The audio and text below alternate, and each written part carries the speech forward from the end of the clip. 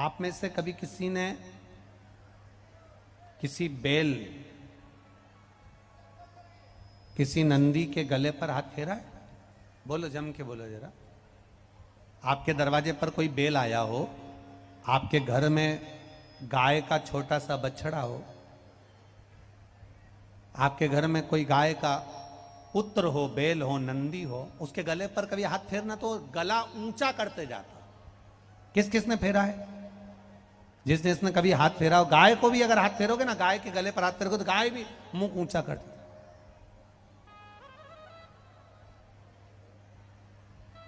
नंदी के गले पर अगर हाथ फेरो, बेसी बेस आ रहा है, उसको आवाज सही नहीं आ रही है, खींच कर बोलना पड़ रहा। नंदी के गले पर अगर हम हाथ फेरते हैं तो वो गले को ऊंचा करता है, और ऊपर और ऊपर।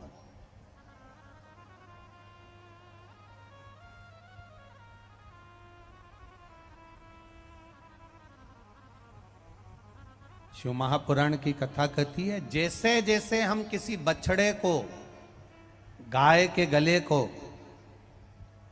नंदी के गले को, बेल के गले को हम उसके गले पर हाथ फेरते हैं तो वो मुख को ऊपर करता है।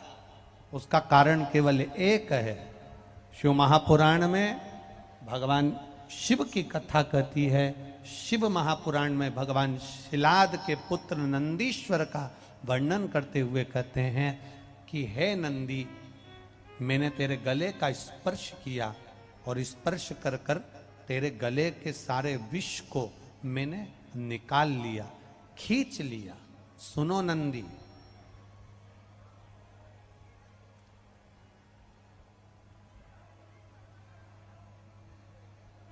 तुम्हारे नाम को लेकर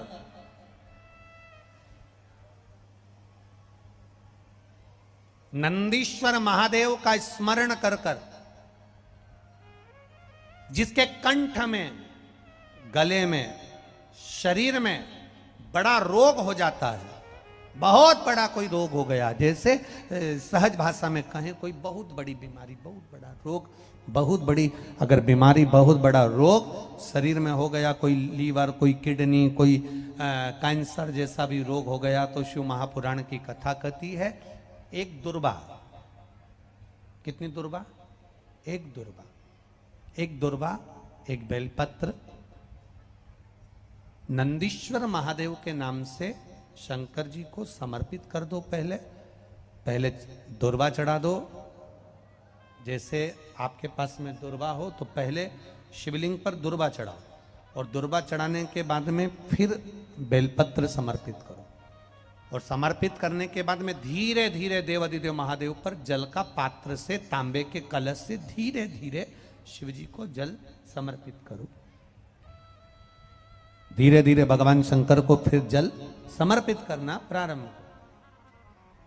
जब आप धीरे धीरे जल चढ़ाना प्रारंभ करेंगे, जल चढ़ाएंगे, धीरे धीरे जल चढ़ाकर उसको दुर्वा बेलपत्र जो चढ़ाई है उसके ऊपर से चढ़े हुए जल को आप लेकर आएंगे। नंदीश्वर शिव जी का नाम लेकर, नंदीश्वर महादेव का नाम लेकर उस जल को किडनी, लीवर, कैंसर जैसे बड़े बड़े रोग जिसके शरीर में हो गए हों, उसको मात्र आधे से आधा चम्मच जल भी रोज प्रतिदिन दुर्वा बेलपत्र चढ़ाने के बाद जो चढ़ाया गया जल है उसको लाकर पिलाएंगे।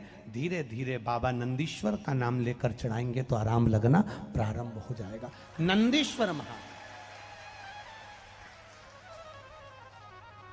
थोड़ा सुनता है बाबा, पर थोड़ा देरी हो सकती।